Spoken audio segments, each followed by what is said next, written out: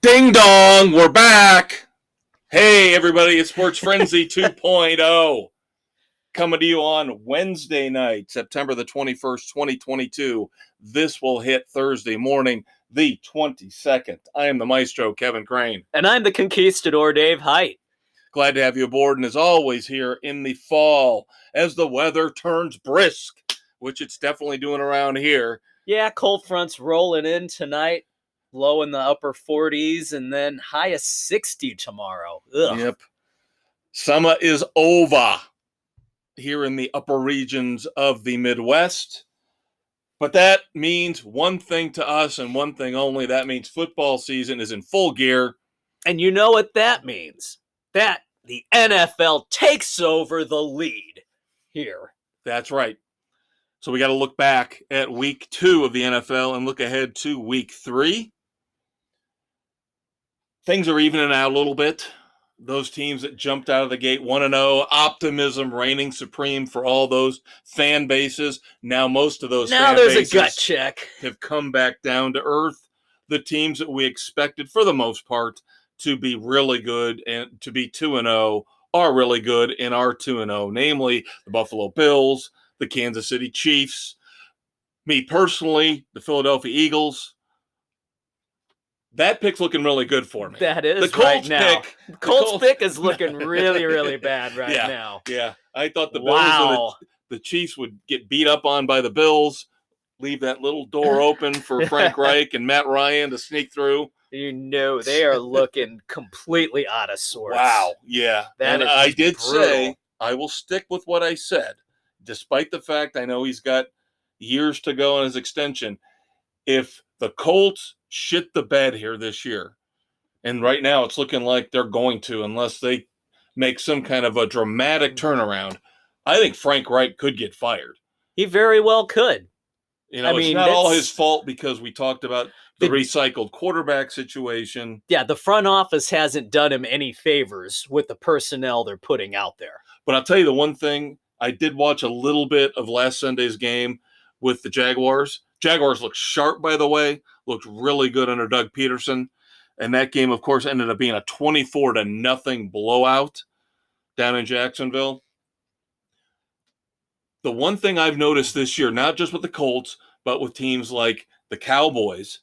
Now, Cowboys more because of injuries, but these teams that have these great, vaunted offensive lines, the Bengals go out, rebuild the offensive line because of how often Joe Burrow got sacked last year, all the way through the Super Bowl. Right. Guess what? Bengals offensive line still sucks.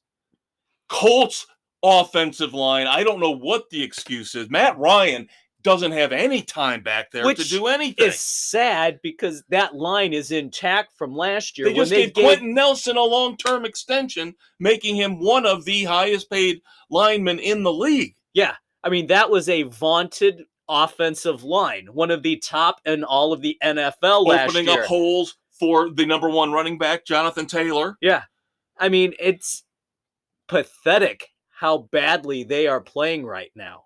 Yeah. And you would expect the Colts defense to have taken a step back with Eberflus leaving for the Bears head coaching job. But there's no excuse for that Colts offense to be as bad as it is. No, that offense right now is pathetic. You can blame Matt Ryan all you want, and that's fine. I don't think it's all his fault. Again, that offensive line, for some reason, has deteriorated.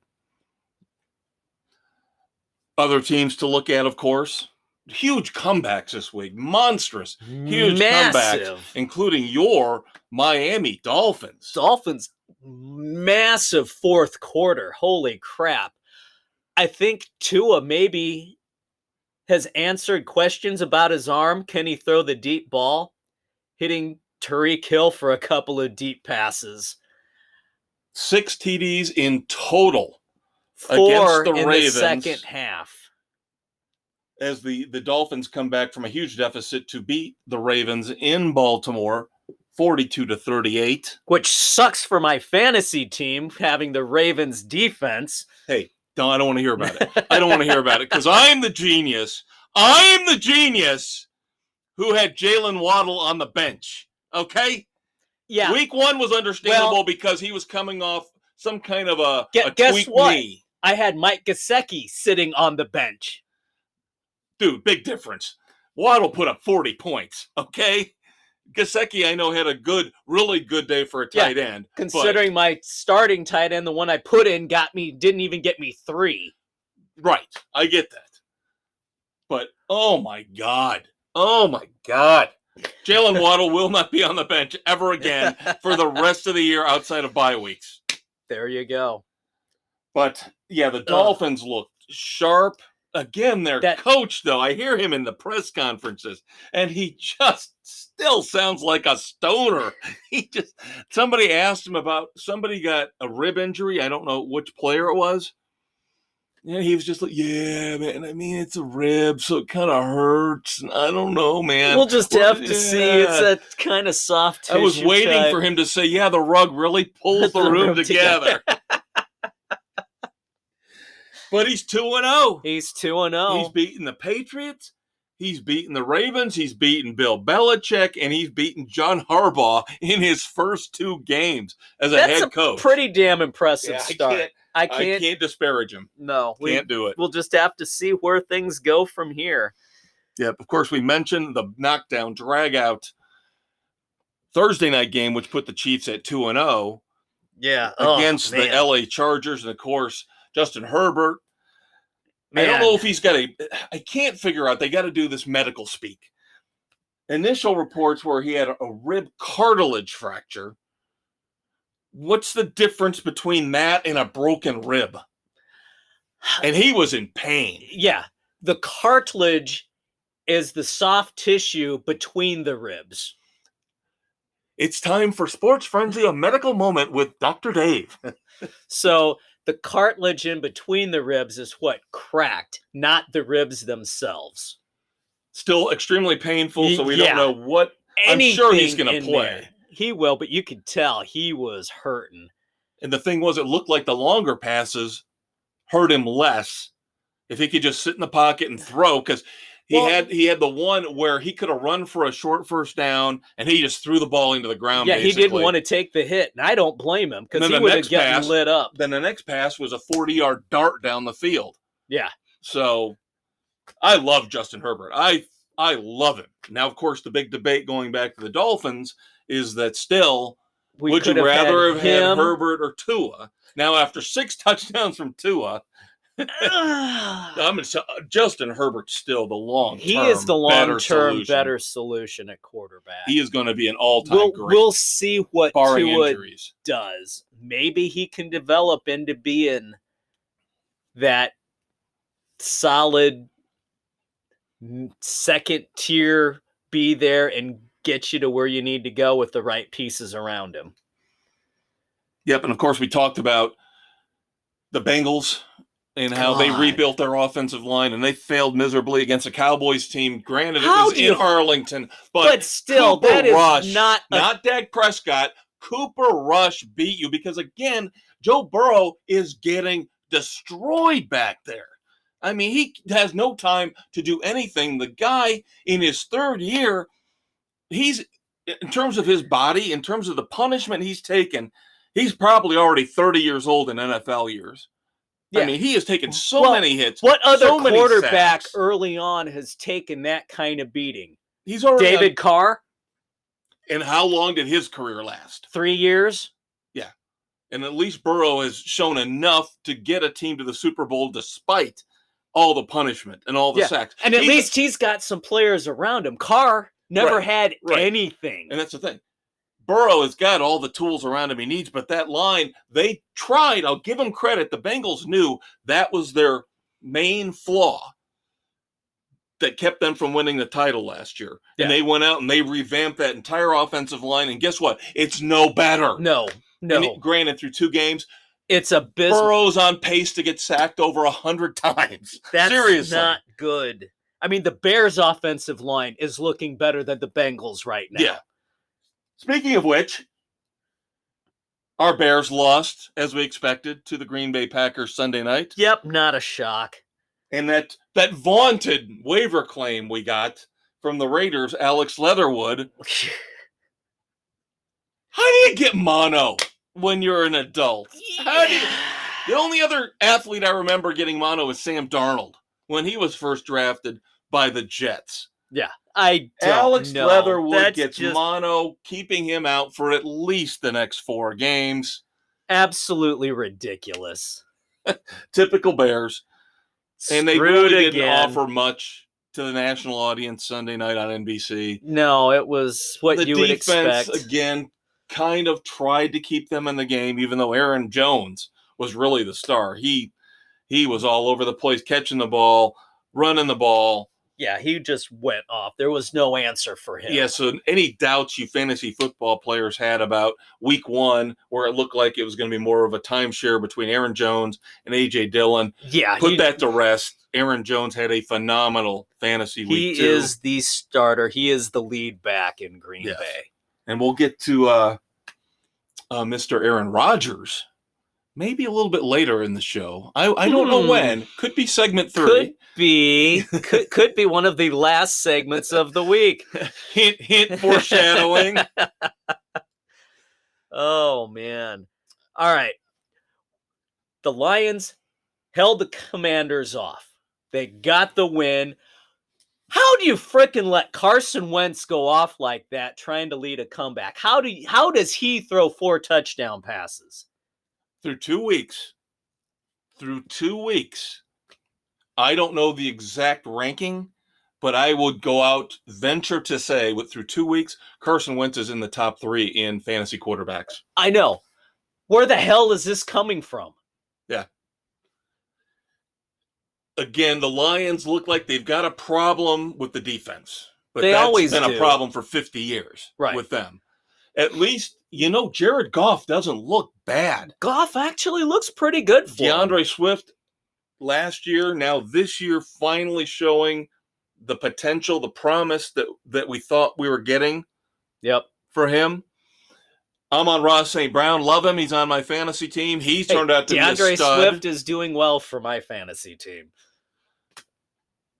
The Lions have just got to figure out a way. Dan Campbell has got to figure out a way to fire up that defense. That defense needs to have that killer instinct to close games that he's got. Yeah. He's got to transfer that over to become that shutdown defense to avoid any possible last-minute losses that they're noted for. Yeah. And I think, sorry, Bears fans, I said at the beginning of training camp, Bears were last place team. I figured the Lions were going to be better, and they have shown me they are better. The Lions will end up no worse than 3rd, possibly 2nd, especially after the shit show we saw from Kirk Cousins on Monday Night Football. Again, I've never seen a player like this when the lights are the brightest. Primetime national TV. He wilts. He is the worst. Absolutely. We picked the Eagles to beat the Vikings because of that. Because Cousins cannot play a big game on the road either. The Eagles are the better team, but Cousins does not play well in big games, especially on the road. Yeah, and that just destroyed any chance he had of dispelling that reputation. Now it's just going to build more again and more again and more again and snowball. Speaking of snowball, check out the weekend edition where we talk about Clerks 3. Sorry, it was too easy of a segue. I was going that direction too. The Raiders. What is going on with the Raiders? That team, I thought when they brought in Devontae Adams, Derek Carr's now got his extension. He's got his favorite receiver. Boom. He's still got Hunter Renfrow. He's got a healthy Darren Waller. The defense isn't terrible. They've dispelled the ghosts of Mike Mayock and John Gruden. And they have blown 2 leads. Yeah, their defense has gone to shit all of a sudden. As they let Kyler Murray and the Cardinals come all the way back, I believe from a 20-point deficit. Yeah. And win in overtime 29-23 in Las Vegas. Yeah. Defensive meltdowns. Yep. We'll talk more about the Raiders when we get to this week's picks. So a little bit in terms of other headlines. The Buccaneers, of course, won. They're 2-0. They beat the Saints 20-10, which is actually impressive given the fact that they were 0-4 since Tom Brady had been with the Buccaneers against New Orleans. Yep. Now, this not was, of without course, not controversy, Sean Payton. though. Right. This was not with Sean Payton as head coach.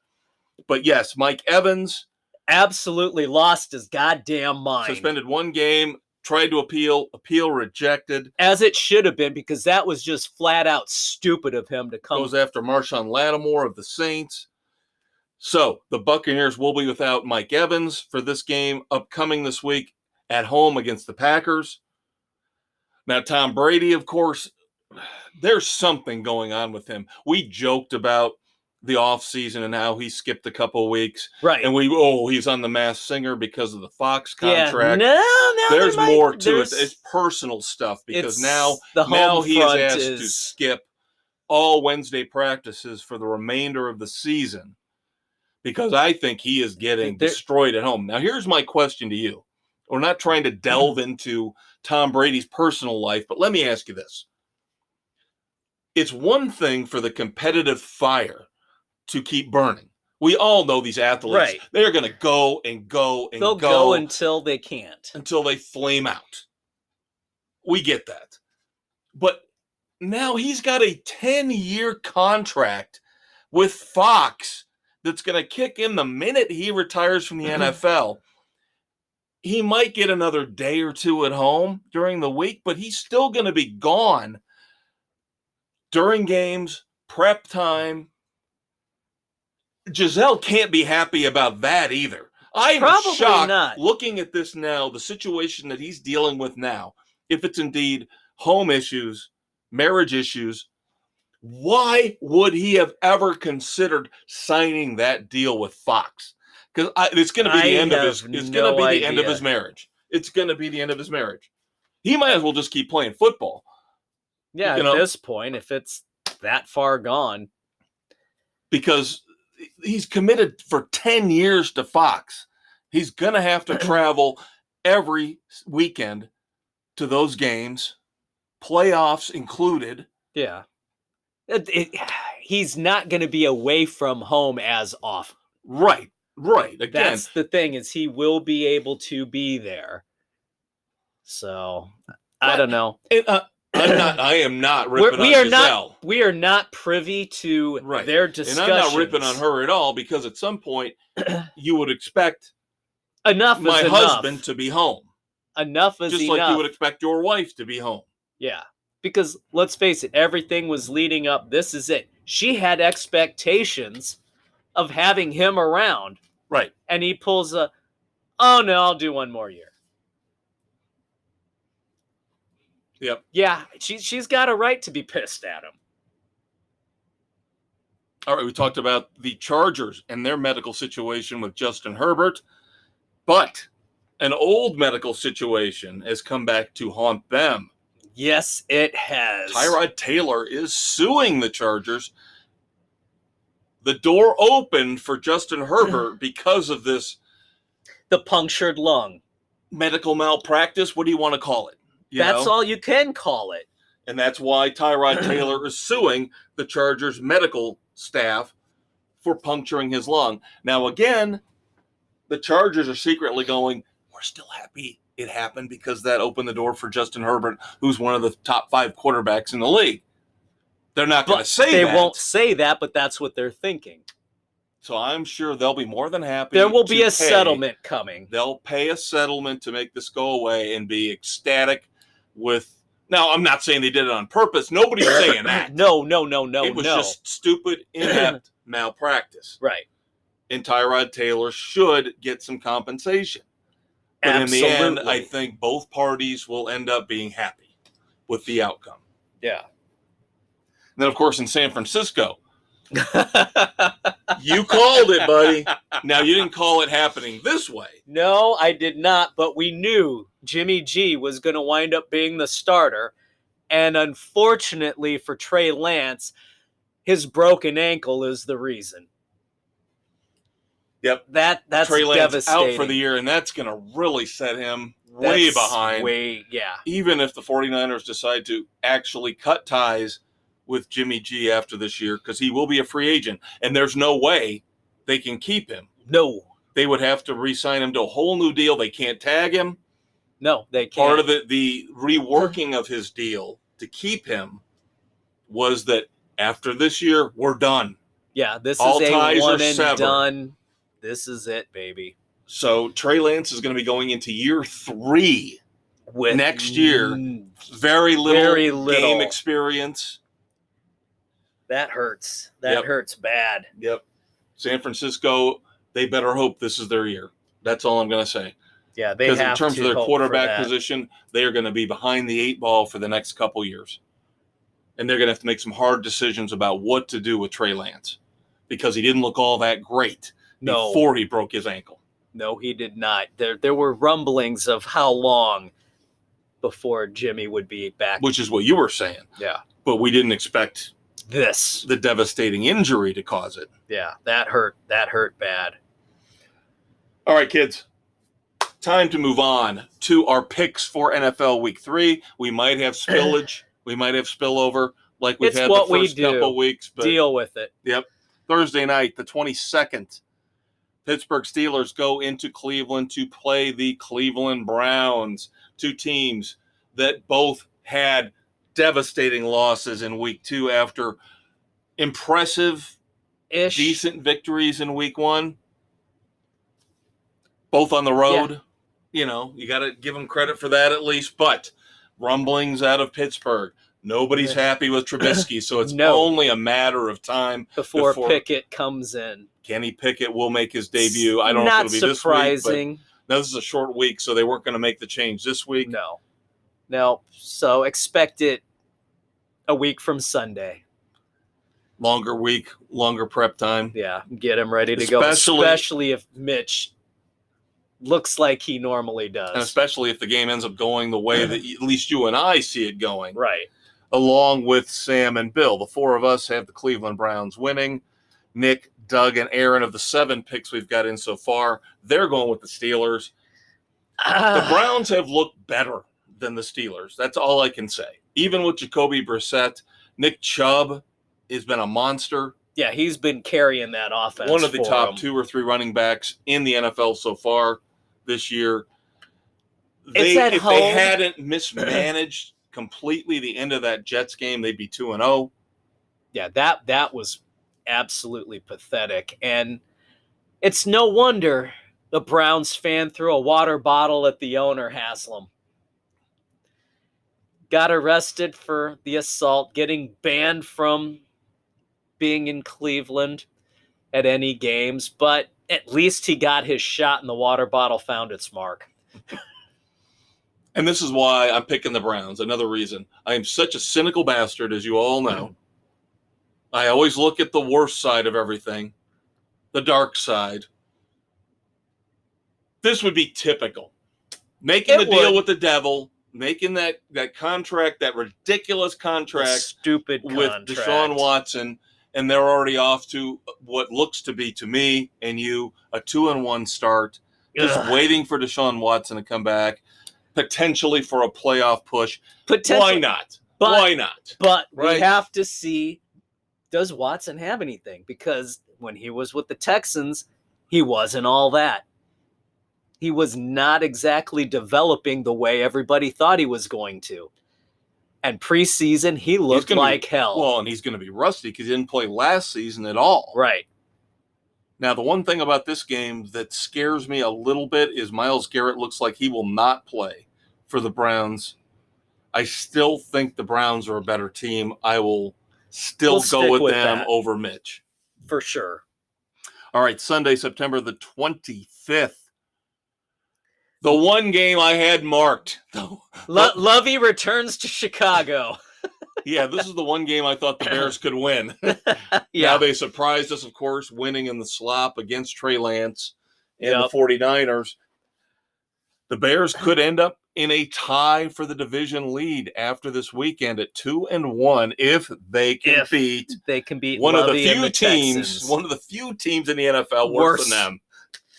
But you're right. You keep saying the key component. Lovie Smith, revenge game for him. Does he have anything But again, there? it's been so far removed. He doesn't know any of these players. He doesn't know anybody. He doesn't have anybody. Right. I mean, the Bears' defenses look good enough where they should be able to keep Davis Mills flat on his back like a whore in New Orleans and Bourbon Street during Mardi Gras. Yeah. So I expect the Bears to win this game. Not easily, because nothing is easy with the Bears. Nothing is easy. Of the 7, only one dissenter so far. The elder statesman's going with the Texans. Bitter Lions fan! Bitter Lions fan! Raiders going into Tennessee. Titans on a short week after getting destroyed on Monday Night Football by the Buffalo Bills. The Raiders cannot go 0-3. Well, you could say that about the Titans. I know. You've got two. Who would have thought the Raiders and the Titans, one of these two teams is going to be 0-3. Oh, okay, they could go 0-2-1. Whatever. Right? Yeah. This isn't the Colts and the Texans, okay? No, I would see the Titans being in this situation before I would the Raiders. Exactly. Dave and I are simpatico on this. Exactly the same way I was looking at it, is that I didn't expect the Titans to be that great this year. They let go of their number one receiver. They really didn't do anything to compensate for it. They lost one of their top defensive players, Landry, in the preseason, and it's showing. Yeah. It's really showing. Tannehill, we're seeing that he had his small little window, and it's gone. It's shut. Malik Willis, another rookie who could, like Kenny Pickett, come in and play here later on this year. Now, I think Tannehill's got a little more credibility, goodwill built up, bit more goodwill than Mitch Trubisky in Pittsburgh. Mike Vrabel's a good head coach. He will figure it out down the road. Yeah, but I just think the Raiders are so talented. It's ridiculous they're 0-2. Do I blame Josh McDaniels? Yeah, probably. Yeah. But Derek Carr, Devontae Adams, Darren Waller, Josh Jacobs, too much talent. Raiders go into Tennessee and win this game. Yep. Everybody agrees except for Doug and Bill. They are going with the Titans. All right, moving on. This early on, a big AFC East showdown between the Bills and the Dolphins. Buffalo going into Miami to play. Bills have too much going. They've got it clicking on all cylinders. Miami, yeah, they had the big comeback, but they let themselves fall behind. They are not coming back against the Bills. It is a home game for the Dolphins. Everybody's taking the Bills, by the way. It's one of those situations where you take the Bills until they show you shouldn't. Right. But I will say this, and this is going to be our last pick here. We are going to have spillover. The rest of our pro picks will be in segment 2, and then we'll go into the NCAA football stories and picks. This is one of the few games. Bear with me.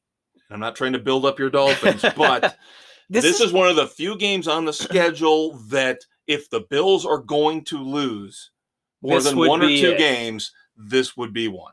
Yeah, it's on the road. Short week. Short week on the road with the Dolphins team coming off a massive comeback. Very confident. Yeah.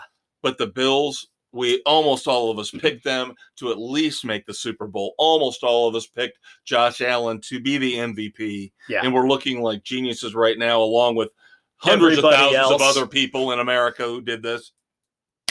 So yeah, I'm not picking against the Bills until they give me a reason. Yeah, they've shown. Or until if something the Chiefs happens. keep playing the way they're playing, and then you get worlds collide. Then it could be. Because I do think, I'm not sure, I do think they play at some point this season. I think so. Depends on where it's at. That's too much of a matchup for the NFL to pass up on. Yeah, after last season's playoff game. All right, kids, stay tuned. Segment 2 coming up. Quick promo, finishing up NFL picks, and then NCAA football. Dave and I will be right back.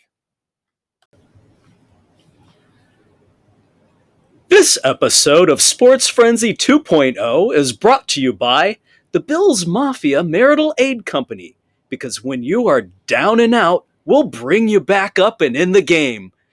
Sports Frenzy 2.0 on Spotify, Anchor, Google, Radio Public, Pocket Cast, Breaker, Apple, Overcast, Castbox, and Stitcher.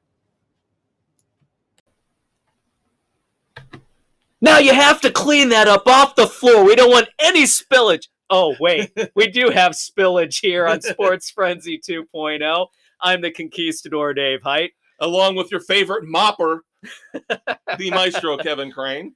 Here we are recording Wednesday, September 21st, 2022. This will hit September 22nd on Spotify, Anchor, Google, Radio Public, Pocket Cast, Amazon, Audible, Apple, Overcast, Castbox, and Stitcher! NFL spillover, as we promised. And get used to it. It's going to happen every We're limited week. to 30 minutes a segment. It's the NFL. It's going to take us more than 30 minutes a week to cover the NFL. Just deal with it. So picking up where we left off, next game on the slate, the Ravens go into Foxborough to play the Patriots. Devastating loss we've been talking about all throughout this podcast episode, with the Dolphins coming back, beating the Ravens. That being said, I'm still not impressed, despite the fact they beat the Steelers. With the Patriots offense, this whole Matt Patricia, Joe Judge thing. Combination, it's not going to fly. No. The Ravens offense is too good. That defense has got a reality check off of last week, and they are going to be out for blood. Yeah. Now, Mac Jones is a very calm, collected, cool quarterback, but he's not a dynamic guy. He's not going to throw for 400 yards and 4 TDs. Watch, he'll do it this week. But and then I'm dumping the Ravens defense. But meanwhile, the Lamar Jackson on his worst day will throw for a couple hundred, run for 50 or 60. Yeah. And I think that's going to be more than enough. That'll be plenty to beat the Patriots. Yep, for sure. Then we've got one dissenter. The elder statesman believes in Bill Belichick, believes in Matt Patricia, believes in Joe Judge. Why would he have any faith in Matt Patricia after Patricia destroyed the Lions for him? I don't know, but out of the 7 picks we've got in so far, 6 for the Ravens, Sam takes the Patriots. Yep, which brings us to the Rams going down to Arizona to play the Cardinals. Now the Cardinals feeling pretty good about themselves with that massive comeback against the Las Vegas Raiders in Vegas. Kyler Murray with that one spectacular play where he was running all over the place. Yeah, he has one of those a week. But come on, it's the Rams. That defense will hold him in check.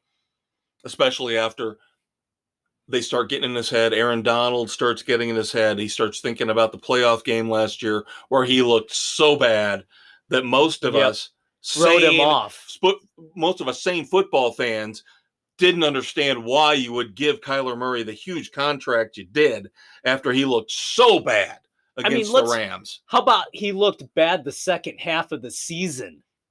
They jumped out. They were looking their pattern good right now. That's their MO. It's been the last couple of years with Kingsbury and with Murray. Yeah, they start out great, but they cannot maintain it. And that's a detriment to that team, that your head coach and your starting quarterback fold like that.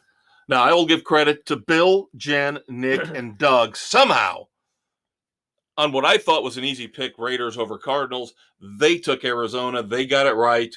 But this week, nobody's fooled. No. 7 picks in, all 7 go for the Rams. Interesting game in Seattle. By the end of the year, what we're going to have are 2 bottom feeders here. The Atlanta Falcons and the Seattle Seahawks. It is on the slate because this is a difficult game to pick. That's what we're trying to do here, is make these games as difficult as possible. I am going with the Falcons because from what I've seen, they at least can put up points. They can score points. They came back on the Rams, made that game close. They had the lead on the Saints in week 1, blew it at the end, so it's more about the defense. So do I trust the Falcons offense more than I trust the Saints or the Seattle Seattle's offense. I am putting this in the hands of Seattle's defense. But it's not the Legion It's of Boom not the anymore. Legion of Boom anymore, but it's still solid enough. And Carroll is still, I think, the better coach. Oh yeah, between the two. That's for and sure. that's where I'm basing it on. Is I'm And it's a putting it home on the game. coaching, and they're at home, so that's why I'm taking Seattle. I just think it's time for Geno Smith to have one of those games where he's going to Smith himself. He craps the bed. I think he's due. Down the road, Marcus Mariota's going to have one, but I think Geno's due sooner than Mariota. Mariota will go first. So I'm taking the Falcons along with Sam. The other 5 picks that are in, including Dave, are taking the Seahawks at home. All right. Oh, boy, this one was tough for me. Green Bay Packers going into Tampa Bay to play the Buccaneers. Of course, we've talked about the big suspension for Mike Evans, out for this game. Yep. And before word came down that appeal was denied, I sent my pick in. And I still don't think it's a bad pick. No, I'm still taking the Bucs at home. I don't know. Aaron and I are taking the Green Bay Packers. Yes, I'm going against my beloved Buccaneers, my beloved Tom Brady. Everybody else goes with the Bucs. Again, the Mike Evans suspension is key because I don't know who else is going to step up. Cole Beasley, because they just signed Cole Beasley. Now, a lot of people are starting to cream their jeans over this because he's like the second coming of Danny Amendola for Tom Brady. There's a reason. There's a reason Buffalo let him go. Right. He's at the very, very, very tail end of his career. He's got to get up to speed. Tom Brady's a perfectionist. If he's not ready to go, Tom Brady's not going to want him in the lineup. We don't know if Julio Jones is going to be back yet. We don't know if Chris Godwin's going to be back yet. So I'm scared to death. Tom Brady's not going to have anybody to throw the ball to. And as much as I hate Aaron Rodgers with a passion, he's got Alan Lazard back.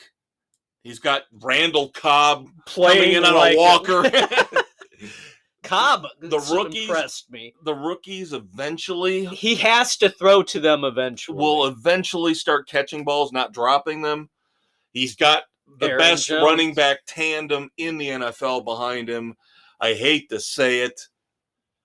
It's going to be the same crap as we saw last year. They come off with a terrible game in week 1. And then they get on a roll. And the Buccaneers are not as good as they were last year. They're due for a loss. I take the Packers. There you go. All right. 49ers going to play in Denver against the Broncos. Jimmy G in his comeback start. Ugh. Everybody is making fun through 2 games of Nathaniel Hackett. John Elway again.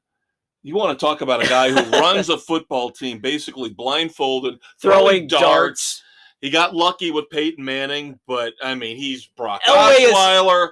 He's Trevor Siemian. John Elway is God, he has got to be one of the top 5 most incompetent general managers of all time. But he still lucks his way into getting a ring as a president of football operations, as well as, of course, as a player. Yeah, thankfully, because they were able to lure Peyton Manning. Now, this time around, his grand scheme of bringing in Nathaniel Hackett from Green Bay to lure Aaron Rodgers did not work. So he got desperate. He brings in Russell Wilson from Seattle, who now we're hearing, by all accounts, was hated, despised in the locker room. In Seattle. Seattle was glad to see him go. They're like, fine, we'll figure it out in a year or 2. We'll do Geno for now, and then we'll figure it out down the road. We'll draft somebody next year. And right now, the Broncos just are sputtering. They're 1-1, but they are barely keeping the wheels on. Yeah, they're a hot mess. Jerry Jeudy's hurt now, one of their top 2 wide receivers. They've got a great running back tandem, just like Green Bay does. I think that's the difference here. Jimmy G needs a little more time to get up to game speed. He'll be fine. He knows offense. They don't have their number 1 running back in Elijah Mitchell. They'll be fine. It's in Denver. Debo will do what Debo does to a point, but he has not been the breakout all-around Swiss Army knife stud that we expect. Yeah, because of the quarterback. Inability to get him the ball. We'll see what Jimmy G does. The 49ers will be fine down the road. The Broncos will win this game now. I cannot pick the Broncos until they actually show me something. All right. I got the Broncos. So does Sam. So does Bill. The rest of us so far with the Niners. 4 picks to 3 for San Francisco. Finally, the Monday night game. I am on Cowboys Island, September the 26th. God help me. You guys are so blinded, so scammed by this 2-0 start for the Giants. I am not blinded by the Giants. I just have that little faith in the Cowboys. By the light. I have that little faith in that Cowboys team right now going on the road. That Cowboys team that just beat the defending AFC champion Cincinnati I still don't Bengals. know how the hell that happened either. Because of Micah Parsons and that defense. Dan Quinn is still there. Ignore Mike McCarthy. Dan Quinn is still running that defense. At some point. Daniel Jones is going to get destroyed in this game. I don't care if it's in the Meadowlands. I don't care. Saquon Barkley gets shut down. Who's he throwing the ball to? They want to get rid of Kenny Golladay a year after signing him. They got that stupid rap asshole, young Joka, Kadarius Toney, who barely acts like he wants to play football. He's got nobody to throw the ball to. This is the game of it's a crap fest. It's a crap fest. I don't care if it's Cooper Rush. Put Cooper Kupp back there at quarterback. I'm telling you, the Cowboys win this game. I'm the only one who believes this, and I'm not a Cowboys fan. I'm taking the Cowboys. All right, we'll see what happens. Everybody else goes with the Giants. That is your spillage for the week, your NFL spillage. Now, it's time for college football. A recap of the week that was, and a couple of little tidbits. Bedlam is history. And again, this is part of the whole realignment thing that really is going to destroy college football. Yep. Oklahoma moving to the SEC is blaming Oklahoma State for not wanting to continue the series. Well, gee, Oklahoma's in a different conference now. It would have to be an at-large game, and Oklahoma State already has all their at-large games scheduled for the next 5 years. So it's Oklahoma's fault for jumping conferences. Yeah, I can't see how you blame anybody but Oklahoma for shifting from the Big 12 to the SEC. Yeah, that's you're going plain to and have simple what's causing it. Yeah, you're going to have to wait until all these schedules are complete. Get it on the books now going forward, but you're going to have a hiatus. It's inevitable with a conference jump. Yep. And it's sad, again, 102 straight years they have played Bedlam. Yeah. As of this year. And again, this is what all this realignment's doing. It is destroying tradition. It is destroying any kind of rivalries, great rivalries that we've had in the past. Some schools have been able to keep it going. Like we're going to be picking West Virginia, Virginia Tech. Even though they're in two different conferences, they've made it work. Yeah. But it's all about money. It's all about greed. Yeah, but they've had, and let's face it, they are not the powerhouse schools that have to schedule so far in advance to get anything going. So it was easy for them. We're going to do this starting here. Well, great. We're already scheduled out to here. Too bad, so sad, bye-bye. Yep. The one other thing that jumps out at me from the college football news of the week is our man. We love him, but there's bad stuff happening down in Arizona State. And Herm Edwards is going to take the bullet for it. Yep. He is out after a 1-2 start, and the NCAA investigations into all the recruiting violations that he is allowed to take place. He had a swarm not only of players leaving, but lost 5 of his top coaches, including the 2 coordinators, leave over this stuff. That's not good. No. That's almost a self-appointed death knell for the program. Yeah. Yeah, unfortunately we see this once a year, it seems like. Ed Orgeron, of course, last year, same thing. Yep. Specter of improprieties and investigations. At least Orgeron could still walk away with a ring going, hey, I still got this. I still got this, bitches. What do you think of that? Yeah. Herm, unfortunately, nothing. Can't say that. So, did you hear the early name mentioned to take over to make them the Fun Devils? Prime time has been mentioned. Oh, Jesus God. Oh, Jesus God. Yeah, I didn't see him specifically linked to Arizona State. Yeah, somebody. But everybody's out there going, oh my God, Deion Sanders needs to be the next big name signed as a head football coach at a major program. Did not we just point out his hypocrisy a week or two ago? I believe we did. Did we not just point out how he is a two-faced asswipe? Expecting his players to be disciplined, expecting his players to not be arrogant, expect them to be respectful, when he was the most disrespectful, immature asshole. He still is. In the Aflac commercials, he's still an arrogant prick. I wouldn't want the guy. Wouldn't want the guy. I'm sorry. Can you imagine working with him? Oh, hell no. If I was an AD? No. And my president came to me and said, why don't we look? I'd say, you can have my resignation tomorrow. I am not working with that guy. I quit. I am not working with that guy. Bye-bye. All right. Moving on. Looking back at last week as we go through our picks from last week, looking into this week. We did not pick the game, but Notre Dame, our local team, barely pulled out a win against the mighty California Golden Bears. Yeah, that offense still looks bad. 24-17 here in South Bend. And then, of course, my Miami Hurricanes didn't do much better. Well, they did worse. They did worse. They blew it. Going in playing Texas A&M, losing 17-9. The they thing is, they outgained anything. They outgained Texas A&M, but they couldn't score in the red zone. They were settling for field goal, missed field goal. They couldn't get the ball in the end zone. And they had an awful muff punt early on in the game that set up one of Texas A&M's touchdowns, changed the complete dynamic of the game.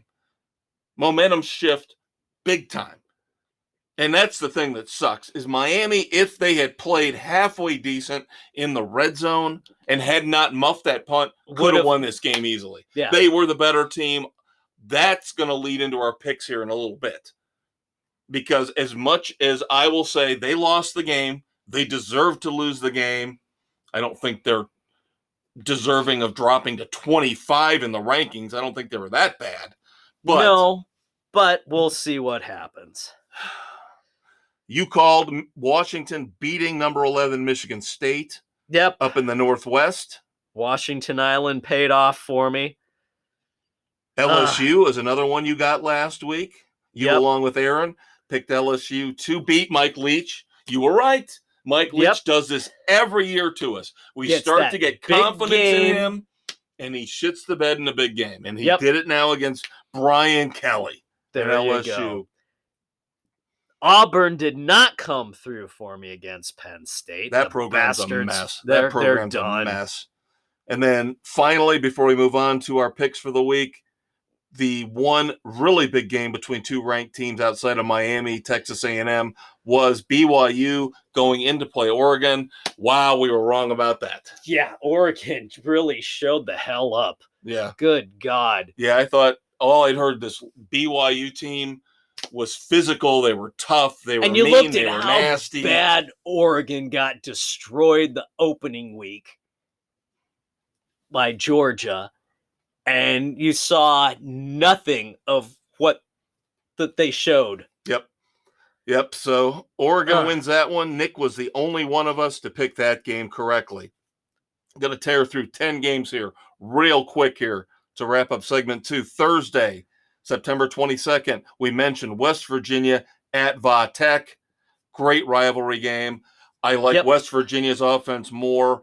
Virginia Tech still seems like they're stuck in neutral, stuck in the past. Exactly. Slow offense, defense not quite as good. Yeah, Va Tech used to be all about the defense. It's not there right now. 2 picks for Va Tech. Doug and Bill so far. The rest of us with West Virginia. All right, number 5, Clemson going into play number 21, Wake Forest, which is ding, ding, ding, ding, ding, ding, ding, the Dave Vissick game of the week. One of our loyal listeners. Yep, and Dave has given us his pick. He thinks Wake Forest is going to take it. Yes. Now, last week he just picked the game. Right. This week he actually picked the game. Yes. The rest of us say, Dave, you're crazy. Yep, it's Clemson across the board so far. It's still Wake Forest. Yep. They got to prove it to us. They've got to prove it. Number 17, Baylor going into play what I think is a really tough defensive Iowa State team. Baylor betrayed me once already this year. I don't trust them anymore. I trust Iowa State at home. Iowa State at home for me as well. They've had more of a challenge so far in games than Baylor has. Again, at home, that defense. You and I and Bill take Iowa State. Baylor for Aaron, Doug, Nick, and Sam. Yep. TCU at SMU. Again, another kind of rivalry game down in Texas. Yeah, this was a toss-up. This was tough. I like SMU's offense better. I'm going with SMU. So is Bill. So is Nick. So is Aaron. TCU for you, for Doug, and for Sam. Yep, going that way. Duke going in to play Kansas. Duke's had a big win, but they're not a football school. Kansas is more of a football school between the two. It's at Kansas. Kansas across the board from our 7 picks so far. Can I point out a couple of things about this game? Number one, I don't want to call you out. Duke and Kansas sounds like a basketball game. It does. That's why I said Kansas. They're both. Here's the other thing. And that's why I said Kansas is more the football school than Duke. And that's considering their history with Charlie Weiss, where they've gone years winning 2 games, 3 games, 1 game. Yeah. And now, if I'm not mistaken, the reason why this is on the slate, they're both undefeated right now. They are, which is kind of sad, isn't it? And I can't believe it. Like you said, everybody takes Kansas. Kansas is looking like they could actually stand toe-to-toe with not the big boys, but middle of the mid-tier teams. They're looking... The mid-tier teams in the Big 12 better watch out. Yeah. I was tricked by this one.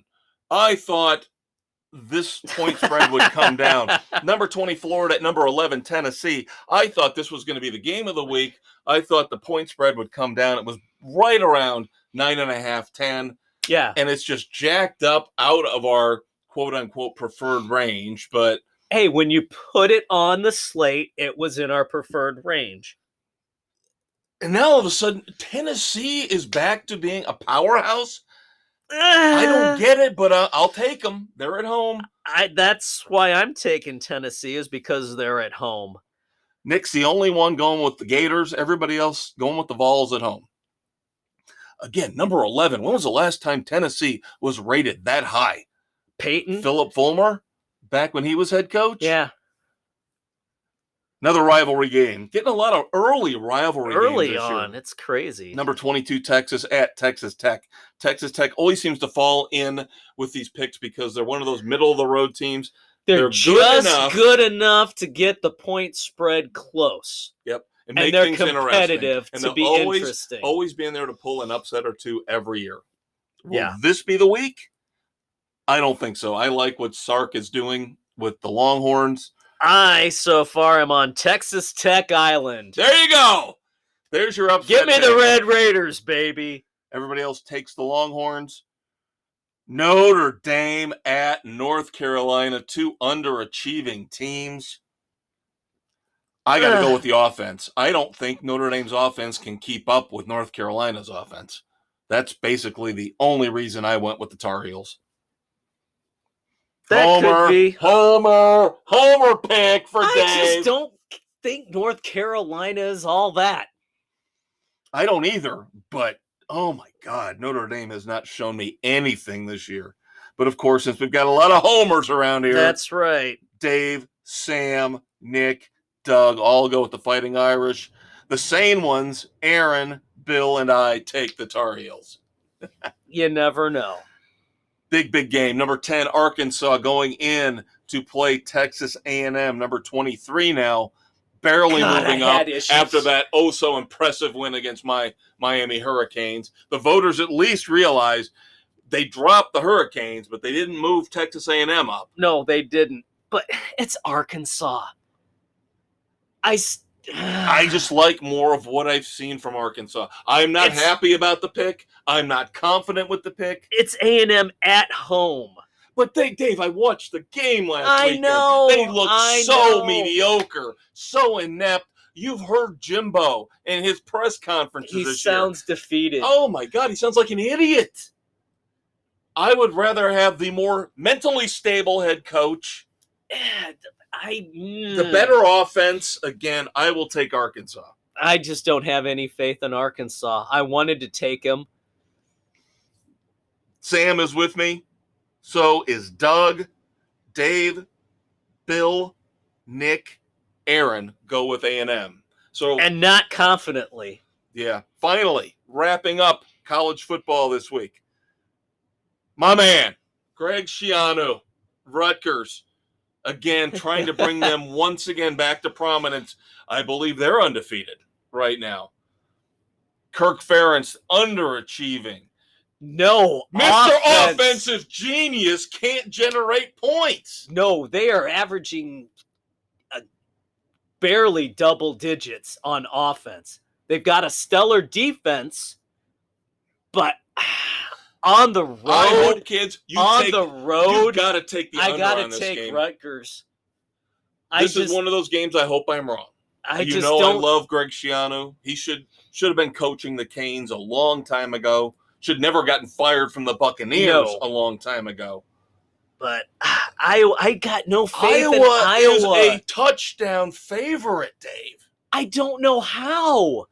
I think it's because this is going to be one of the lowest scoring, ugliest games you will ever find. Other than the Iowa State, Iowa? It's going to be another one like that. It's going to be a slobber knocker, and it's going to be a 10-7, 13-10, 7-3 type game. 6-3 field goals. I got to believe, as much as I love Greg Schiano, that Iowa has got enough to defeat Rutgers because Iowa's got a better recruiting advantage right now. Now, but eventually that could flip. That could flip. And I know he's like Mike Leach. He's another guy that looks really good sometimes 2/3 of the year, and then the other third of the year he shits the bed. And they just can't do anything. I get it. And if it was anybody else, but Rutgers can't move the ball either. I know. We'll see. I know. And again, this is one of those when games, in doubt, take the home team. This is like the Packers Buccaneers. I hope I'm wrong. Yeah. I hope I'm wrong. All right, kids. We have given you two segments full of football, college football, pro football. Now, next segment, we got to get everything else in. That's right. We got NASCAR playoffs to talk about. We got baseball. We got NBA. We got golf. We got hockey. And we got dumbasses. I don't know. We might have spillage. We could have spillage. We might have to go 4 segments this week. I don't know if we'll go that far. You just don't want to go 4. But no. We'll see what happens. We're going to do everything we can to cram everything in 30 minutes in the final segment. So stay tuned. Dave and I will be right back. Are you having trouble falling asleep behind the wheel of your expensive SUV? Are you finding difficulty in avoiding golf clubs thrown at you by your angry wife as you pull out of the driveway? Sign up today for the Tiger Woods Driving School, sponsored by Sports Frenzy 2.0. We'll show you how to text ladies of the night while still driving effectively in the wee hours of the morning. We'll also teach you how to ditch a suspicious backpack when you end up driving into a ditch.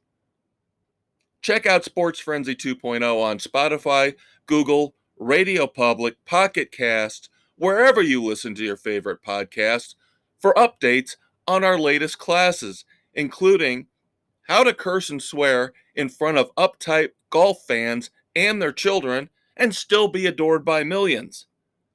The Tiger Woods Driving School. It's great.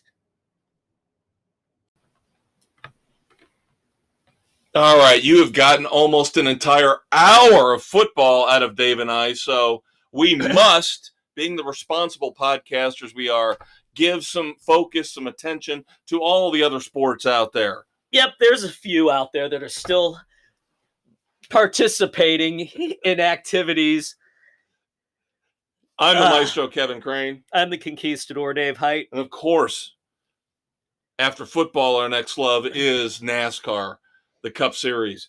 We have had the first cuts. The first four are out after 3 races in the playoffs. That happened after the Bristol night race. 3rd straight non-chase winner. Unprecedented. Chris since Buescher. they began.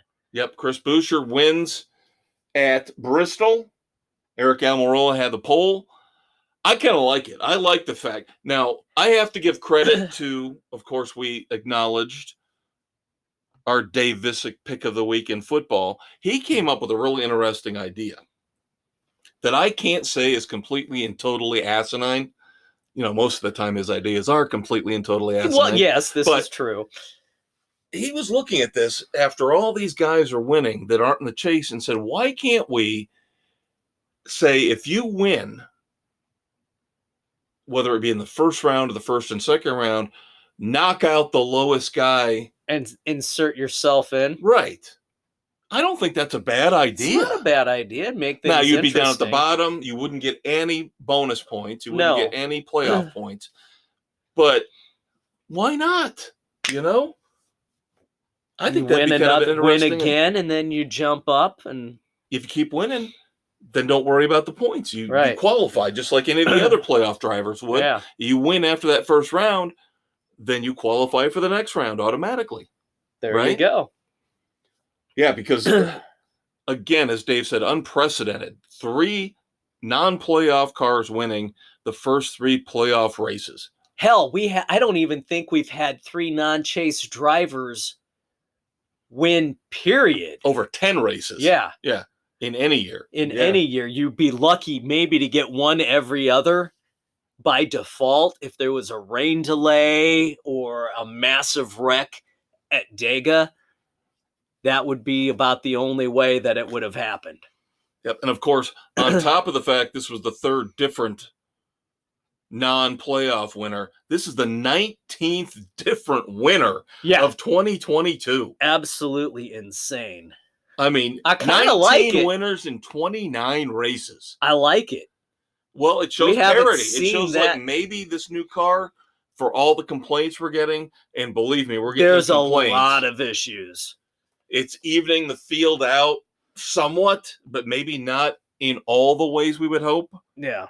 Because if we look at who got eliminated, one Kyle Busch, whose car blew up for the 2nd time in these 3 playoff races in the first round. Yep. Kevin Harvick, he had issues and was not shy about explaining how much he loves the new car. Yeah. Then you had Tyler Reddick and Austin Dillon. Those 4 out now, down to 12 drivers. Yeah. How many steering box issues? I mean, engine issues. The tires were a joke by all accounts. I mean, this was it was not a good look for this next gen car. And NASCAR's even come out and said, yeah, we've got things to work through. And Toyota is the worst. Toyota especially. Because not only Kyle Busch, But before him, Martin Truex fell to engine attrition. I just like saying that. It sounds like it should attrition. Be. Sounds like a really cool heavy metal band. Engine attrition. Nice. No. I'm gonna blow my fluid all over you, baby. It's engine attrition. Nice. Yep. Face tattoos, the whole thing. Yep. Now, the one thing that they really have to figure out are the one lug issue. Yeah. What was it? Hamlin got nailed on. Ryan Blaney. Yep. Has now lost his crew chief, his rear tire changer, and jackman for 4 races. Pretty much, he's hosed through this second round of the playoffs. As Darrell Waltrip would have sang, you picked a fine time to leave me, loose wheel. Yeah, it's crazy. There's a lot of work that needs to be done over the winter on these cars. And here's the thing that confuses me, because now I read that as soon as 2024, they want to introduce another version of the Ford Mustang into the Cup Series. I think it was at the Detroit Auto Show, the 7th gen Ford Mustang car got introduced, and they want that in the Cup Series by 2024. Yeah, good luck with that. You haven't even got this one figured out yet. Exactly. I don't know what the hell they're thinking. All right, Kyle Busch is out, so now, wow. So what does Joe Gibbs Racing do? They switch the crews. The pit crews for the 11 and 18 are completely switching out. Why? Hamlin's still in it. Why are you messing with the chemistry of the driver and the crew? Because Hamlin's pit crew have been the source of a lot of his problems, where with Kyle Busch, it's been mechanical issues. And Kyle Busch has been the issue. And the car. Yes, I think that's exactly why they switched. Maybe that's it. Trying to give him... we'll see if it works. Now, Busch's crew, they do tend to pull off the quicker stops. But it's not going to do you a lot of good if the goddamn car blows up week in and week out. Yeah. And when we get to our picks, that will be another source of trepidation for me. Now, Kyle Larson, rightfully so, signs an extension with Hendricks. He's going to be with HMS through 2026 at least. Duh. We mentioned the 2023, the Cup schedule came out last week. Didn't really get into it in terms of a lot of detail. I will say this, though. February 26th of next year, we're looking at the last 2-mile oval race at Fontana, because that's now going to go into a reconfiguration to become a short track. So the cookie cutter Fontana that we know and hate, this upcoming race will be the final 2-mile. They're going to go a short track. And this has been in the works for a while. Half? I think it's 3/4. I don't think it's a half. Don't quote me on that, though. The only thing I'm looking forward to on the 2023 schedule is the All-Star race at North Wilkesboro. Oh, and the Chicago Road Course. But come on, it's Wilkesboro. Well, I knew the minute I saw that. We talked about that last week. You were giddy. Giddy like a schoolgirl. That's right. All right. Texas. They're trying to artificially create another racing groove. Yeah. To try and increase. They're adding resin. They're bringing the tire dragon out. What the hell's that, you ask? Basically, it's a contraption that will add rubber to the racing surface artificially. You see it down at NHRA, where they run them up and down to add rubber to the track to generate more traction. So, okay, manipulate the race a little bit more. Although Texas can be a boring-ass track, one groove, They need to do something to make it relevant. Again, a cookie-cutter mile and a half that has not exactly garnered the great racing that they had hoped. That being said, I guess it's time to pick race 30. I guess it September the is. 25th, 2022. Sunday, the Auto Trader Echo Park 500 from Texas Motor Speedway. We've got a couple people who are simpatico with their picks, including one Conquistador, who is agreeing with Aaron, our second place Frenzy Cup driver. Huh, I thought I might have been going on Byron Island. Nope. William Byron for Dave and Aaron. I'm sticking with my plan, kids. My plan just came to fruition today. I have got my plan set up. Mr. Byron might enter into it later. Bill and Nick, after what we talked about, I had Ryan Blaney on my list of potential picks for Texas, not after what happened, losing as many people, crew chief, tire changer as he did. But Bill and Nick probably don't know that. Yeah, they probably don't. We'll see where this impacts me later on. But Bill and Nick, know where I've got Blaney penciled in already. Bill and Nick, for right now, for Texas, are taking Ryan Blaney. Doug is taking Kevin Harvick. Our leader in our Frenzy Cup competition, Mrs. C, Jen's going with Kyle Busch. She will not learn from your mistake and my mistake. No, she will not. Now watch. He'll end up getting 60 points, maxing out, winning the race. This is one of those where he's going to do it out of spite. For you and me, yeah. Bastard. Yeah, fucker. God damn it.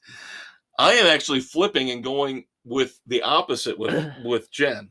Last week, she took Christopher Bell, and I took Kyle Busch. Now I'm flipping flip-flop. I'm going Christopher Bell this week. Now, I know the stats she was looking at historically, that Kyle runs very well at I can't Texas, trust his car. But the car has killed him this year more often than not. Yeah. And the only reason I again, am nervous about any Toyota, but Bell, at least of the 4 Gibbs Toyotas, hasn't seemed to had the other 3 cars issues. Yeah, he hasn't had the mechanical issues the others have had. Right. So I'm hoping he gets through Texas okay. Then my plan might actually start to look pretty good. We'll see.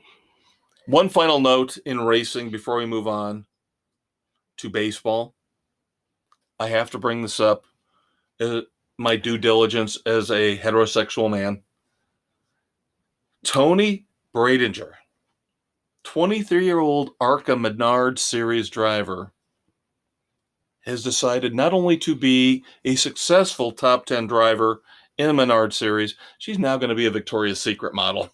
Good for her. Haley Deegan! Sorry. I just got a little verklempt there. Haley Deegan! Oh, Jesus. Blood pressure medication. You okay there? Blood pressure medication causes me to cough. So you want to see Haley Deegan with Victoria's Secret, maybe sponsoring her at the Cup Series level? Can't we do a photo shoot with Haley and Tony? Hey, this is a family show. It's not. I didn't say there was any funny business going on. All right, moving on to baseball. Couple weeks left in the regular season as we tape. The Cubs, of course, have been long gone, long forgotten. The only thing I can say about them is that they won in Miami last night, so that means they have 63 wins. They cannot lose 100 games. There you go, David Ross. You've achieved the last possible goal for the year. Not to lose 100.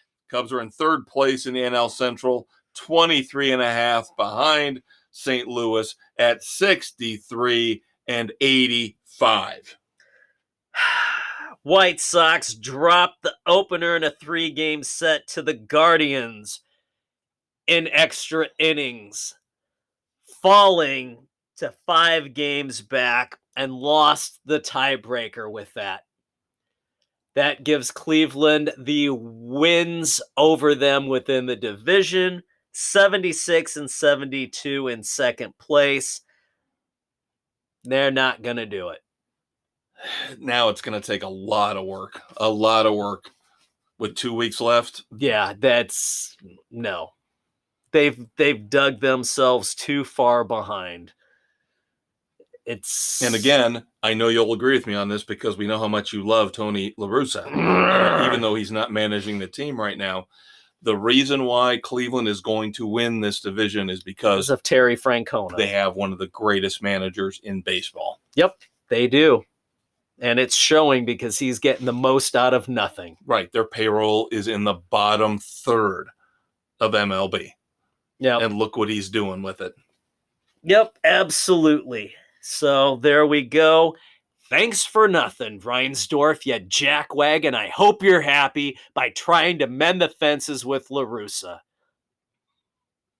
All right, now as we're getting down to the end of the regular season, we have got our history watching that we've got to do.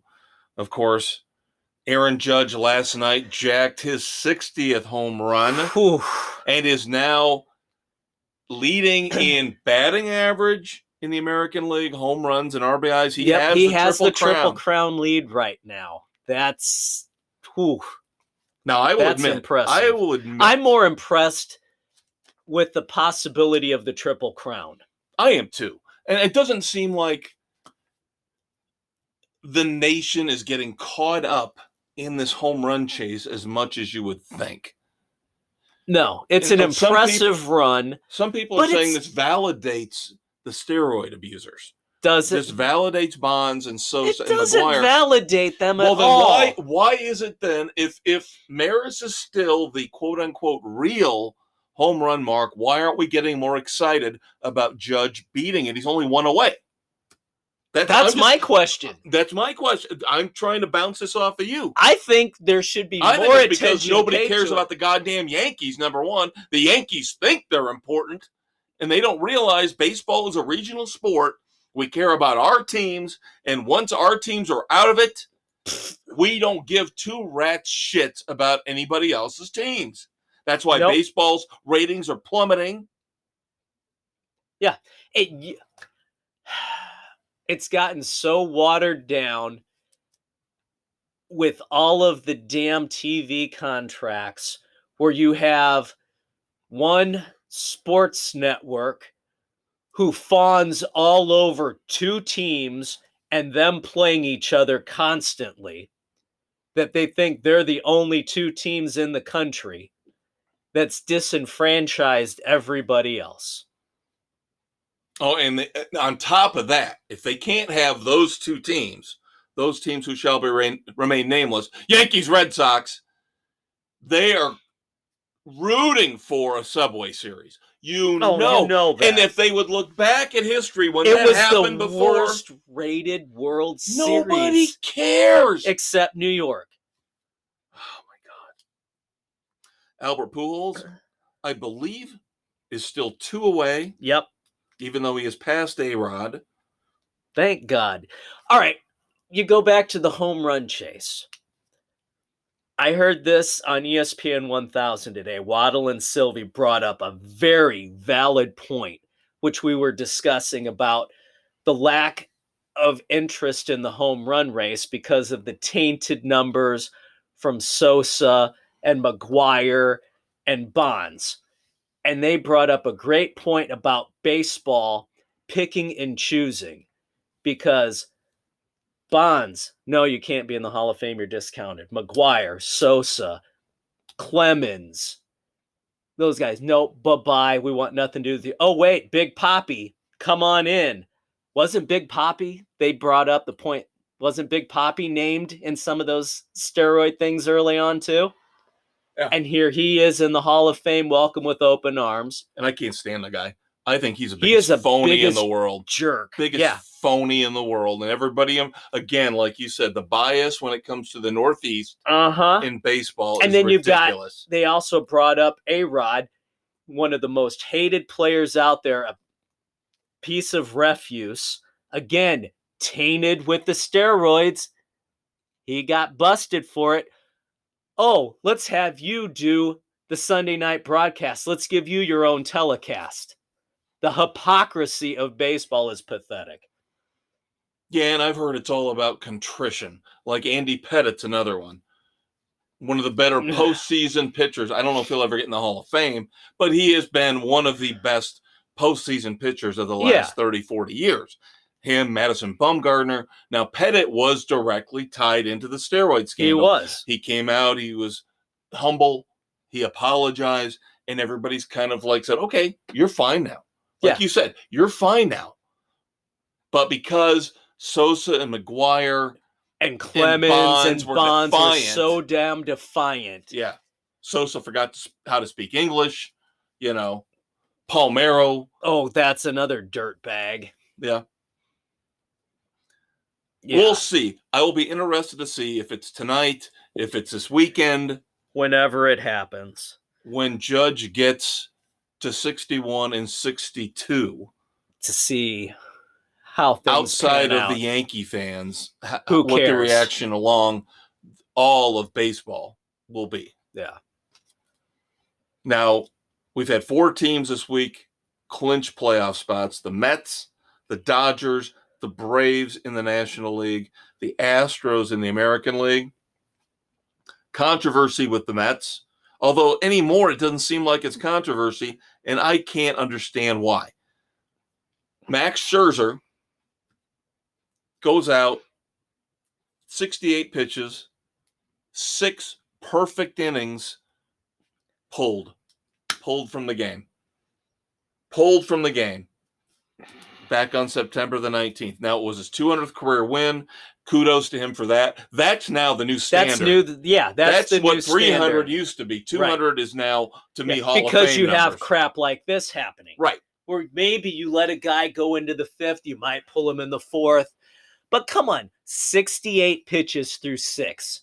Perfect. I heard somebody make a great argument about this because, of course, he was coming off the injured list. Yeah.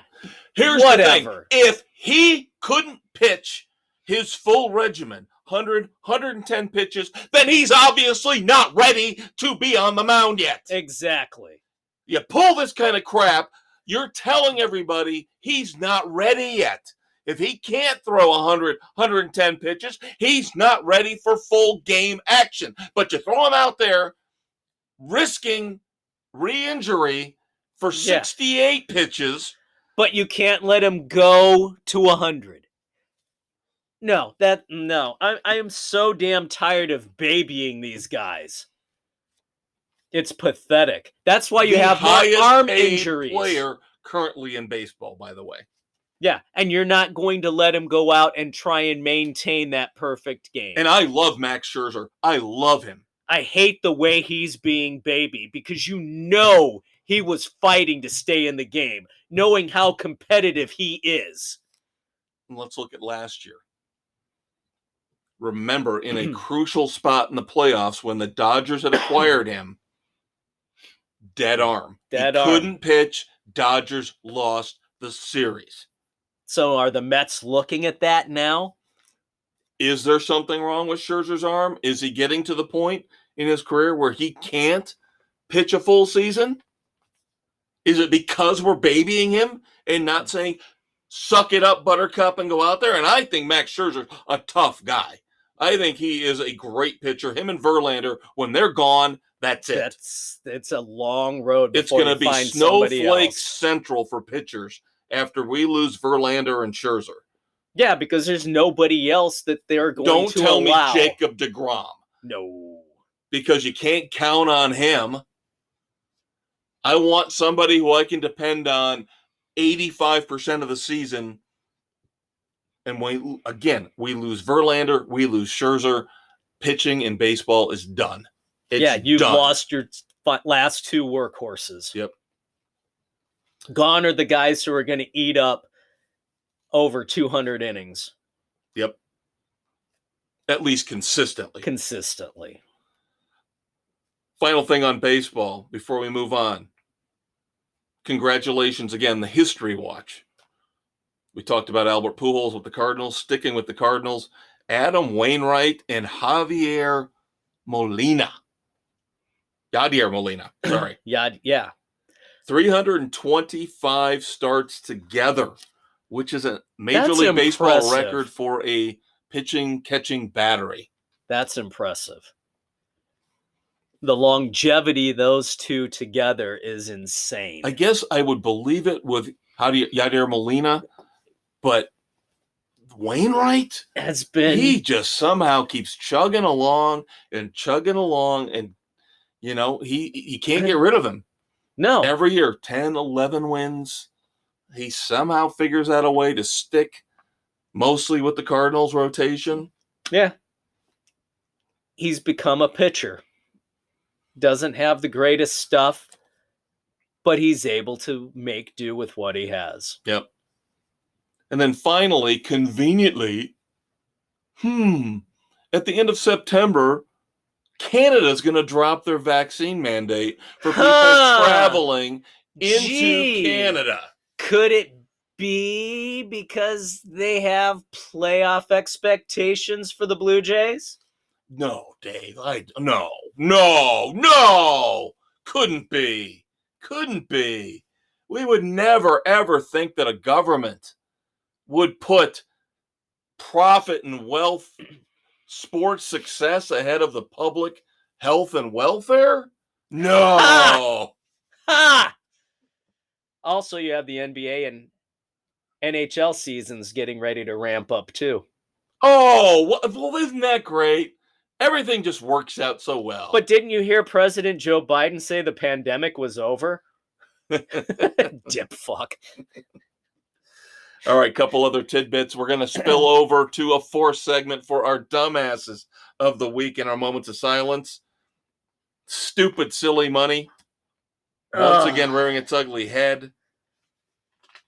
The Last Dance Michael Jordan jersey sells for $10.1 million. Come on. Auction. And again, as I always say, when we talk about baseball cards or memorabilia like this, don't you think it would be a little bit better for you as a human being, the person that bought this, to give that $10 million to charity, to a food bank, to somehow help your fellow man instead of spending $10 million so you can frame a Michael Jordan jersey and sit there and stare at it? That's ridiculous. Absolutely insane. And I'm not saying it's not fun to have a signed baseball. It's cool to have autographed stuff, but come on, the money out there for this stuff is ridiculous. Absolutely insane. And then finally, of course, because in the NBA, the inmates run the asylum. Yes, I said it. I don't apologize for it. It's true. The inmates, being the players, run the asylum, which is the NBA. They bitched, they pissed, they moaned. They complained enough. Because Robert Sarver used the N-word, paraphrasing it, did a couple other things, fine. He got in trouble. No, the players said enough. We should be allowed to decide who runs these teams, who owns these teams. No, the players do not have any say. If anything, it should have come down to owners deciding among themselves what was going to happen. Now, none of that came into play. Sarver took it upon himself. He got sick of hearing all the crap. He got sick of seeing his name dragged through the mud everywhere. He has decided he is going to sell the Suns and the Mercury. Yeah. And nobody is sticking up for some of the stuff he did. But again, like I said when this story first broke, I just want to know when equity is going to take hold. It's not always the 70-year-old white guy who's doing this stuff. When do I start seeing the hammer come down on female executives, African-American executives, How and about owners? Players? A little bit more than we've seen. Until I see equity in these punishments, I'm sorry, You can't convince me it's always the 60, 70, 75-year-old white guy doing all this. Everybody's flawed. Everybody's got a mean streak. Everybody's tainted. And I don't want to hear that it's always the late middle-aged white guy who's pulling this crap, because that's just wrong. That's a falsehood. Exactly. All right. We have spillage into the next fourth segment. I think we've got a little bit of golf to cover too. Golf, hockey, moments of silence, dumbasses. We're going to wrap this up as soon as we can, kids. But hey, it's our podcast, and we can do what the hell we want. More of us is better than less. Segment 4 coming up in just a sec. Feeling mildly fatigued? Need a day off, even if you just took one a few days ago? Make $30 million a year, but just don't want to work for it? You need to join the NBA Load Management Club right now. When they're not napping or texting, guest lecturers Anthony Davis and Kyrie Irving will describe foolproof ways to earn tens of thousands of dollars by not doing anything. Sports Frenzy 2.0, available on Spotify, Google, Radio Public, Pocket Casts, and wherever you listen to your favorite podcasts, is currently negotiating with LeBron James to bring his popular How to Make the Hall of Fame Without Really Trying webinar live and in person to the Load Management Club. Thanks again to Sports Frenzy 2.0 and all you apathetic fans out there for making us a success. Mop-up segment for a Sports Frenzy 2.0 here, September 21st, 2022, dropping on Thursday the 22nd. I'm the Conquistador, Dave Height. And I'm the Maestro, Kevin Crane. All right, wrapping up a few little tidbits. Golf. The live fallout continues for Greg Norman. He is not going to be hosting the QBE shootout, which he started back in 1989 to raise money for charities. He's been there since, hosting it, playing. Because of all the fallout, talking with those who oversee it, he is staying away to not be the distraction, taking away from the fundraising event. I am so sick of this split. It's absolutely freaking pathetic where the founder of this can't even be there. It's a world we live in, and it sucks. We're starting to see now that some of the outlets that I would have expected to possibly start negotiating, picking up the Live Golf Series for 2023, Apple and Amazon are both passing. They will not carry the Live Golf Series. I agree with you. This is just getting ridiculous. Absolutely, we sit there and we asinine. almost in a way root for somebody to compete with the NFL, don't we? We sit there and go, we do. Hopefully the XFL works. Please bring something. Give an alternative. But now it's all of a sudden because of the blood money that's behind. It's all blood money behind everything. Don't be fooled, people. Yeah, because of the blood money behind the Live Golf Series. We're not allowed crap. to root for it, watch it. We don't want that to exist. I want it to succeed. I want to see the PGA go down in flames for being asshats about this entire thing. Elitist, pompous pricks. And number one, Rory McIlroy. That hypocritical asswipe. Him and Tiger Woods. Tiger We talked about Tiger Woods as just laughing at this because he took advantage of this years and years and years ago, always playing in Dubai instead of playing on the PGA Tour when he could have. He chased the money. And now Rory McIlroy laughing, even though he's also defiant. And I don't want these guys. He doesn't want any competition, so now he can win all the goddamn PGA Tour events because all the great golfers are getting guaranteed money on the Live Series. Yeah. And, you know, God forbid anybody in the PGA acknowledge what Tiger did.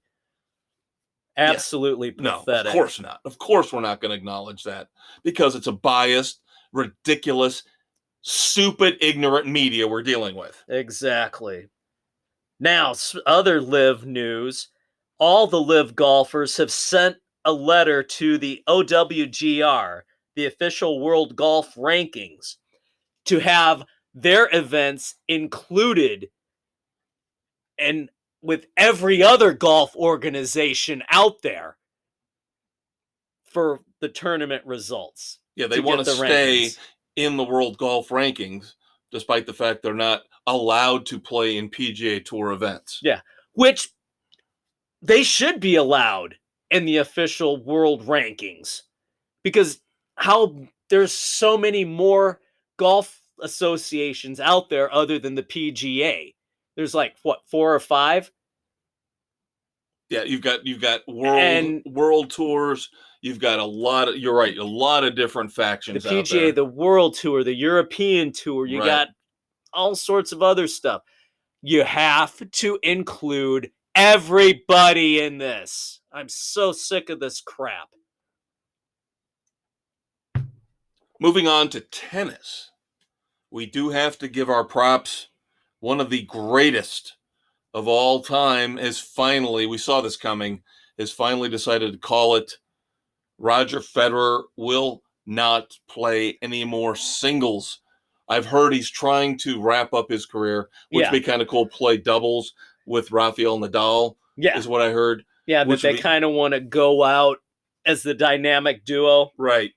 But, Roger Federer did the best he could to try to keep up with Nadal and Djokovic in terms of that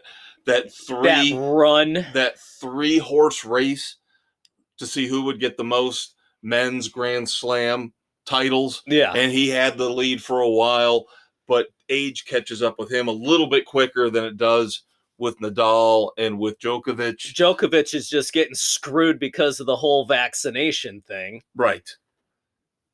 So I'm sure we'll talk more in the future about Roger Federer, but definitely one of the top 5 male tennis players of all time. Yep. So that leads us to moments of silence. Baseball great. God. Has left us. Yep. Maury Wills, Dodgers great shortstop, 3-time World Series champion, your 1962 NL MVP, the year he was the first to steal over 100 bases in a season. Now, this was something, again, that our number one listener and I, Dave Visick, were talking about. We were talking about Maury Wills and his passing and talking about the 100 stolen bases. Now, with some of the rule implementations that they're bringing in for next year, where you can only throw over to first base twice. Yeah. Let me ask you this, because this is something that he and I were discussing. Why would you ever throw over to first base twice? Because if you throw over to first base twice, and again, if I'm being naive and I don't understand the rules completely, I apologize. But if you throw over twice, what's stopping the runner from taking a lead halfway to second? Because you can't throw. You can, but you have to get him out. Oh, that's right. If you throw the third time. The third time, if you get him out, you're fine. If you don't, it's considered a balk. That's okay. That's the catch. The catch I was missing. Okay. Yes, you get 2 free throws, but the third one, you have to get him out or it's considered a balk. So that will tend to keep the runner closer. A little bit, yes. Okay. I'm glad you cleared that up for me. But still, it's, you got to really decide, do I want to throw over and at what point? So advantage base runner. And I'm kind of hoping that we do see more stolen bases because... My God, it's such a lost art. It's one of the most exciting parts of the game. If you get half of what Maury Wills got in that MVP year, if you get 50, it's a miracle anymore. Yeah. Like we were talking about with wins as a pitcher. You're lucky to get somebody with 25 steals in a year. Yeah. Unfortunately, my moment of silence is for somebody who was very, very young. Jalen Hill, former UCLA basketball player, dead in Costa Rica at the age of 22. A troubled youth. Yeah, definitely. Was on the team a few years back that made it to the Final Four, but had quit. Shouldn't say quit. Took a leave of absence about halfway through the season. Did not return. No. And of course, that team went on to the Final Four. He was also infamously known for being one of those 3 UCLA players overseas in China who got in trouble for shoplifting, along with one of those stupid asshole ball kids. Yep. So, hate to see the demise of someone so young. Yeah, this there's kind of has all the earmarks of what we've been talking about here and what we've been trying to fix here over the last 3 or 4 years in terms of mental health, in terms of trying to help out the depressed youth, the emotional issues. This sounds to me like somebody who needed help. Yeah, and I know I rip on snowflakes and I rip on people who use this as an excuse, but this sounds like somebody who truly desperately needed help. This was somebody who truly, there was a cry for help that went unanswered. Unfortunately, it ended in the worst possible way. So thoughts and prayers to Jalen Hill's friends and family. Dave, are you in the mood to play a game as we pivot? I think we can play a game. Pivot. Pivot. From solemn moments to idiotic moments. I think I've got enough here so we can play Red Foreman's Dumbass or Not. Let's play a game. Now, of course, if Dave has any dumbasses, he's more than welcome to jump in and throw his in. I may have 1 or 2 possibles. I have 6. That's why I figured we got enough to play. All right. So let's take full advantage of our spillage. Yes. All right. The hypocritical media that ripped apart. This is going to be a 2-parter, so you're going to have to bear with me here. Oh, this is a story problem. Yes, right. This goes back to our discussion a week or 2 ago about the idiotic, again, false Duke volleyball player complaint. I believe you are touching on what would have been one of mine. Well, if I bring it in, I apologize. You're fine. This is good. So that means I've already got one in the books. This is, again, a 2-parter, though. So there's 2 chances for me to either succeed, fail, or split. Number 1, we talked about how the fact this all seems to center on BYU. For some reason, BYU has become the focus of media hatred across the country, even though, again, disproven racist claims. BYU, we talked about it in our football segment for college, went to play Oregon. And we all know how wonderful the Pacific Northwest is when it comes to their liberal viewpoints. Letting rioters run the city over the internal blocks in their city, raping, pillaging, and looting. But I digress. So BYU goes in to play Oregon. Of course, we talked about the fact Oregon blew their doors off. But the Oregon fans during the game chanted, "Fuck the Mormons." And of course, Oregon, the institution, the university, had to come out and apologize and say this is in no way reflecting our values or our beliefs. We apologize for the behavior of our student body.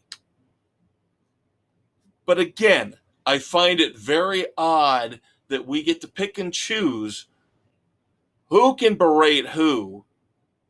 If it's a liberal enclave like the Pacific Northwest, they're allowed.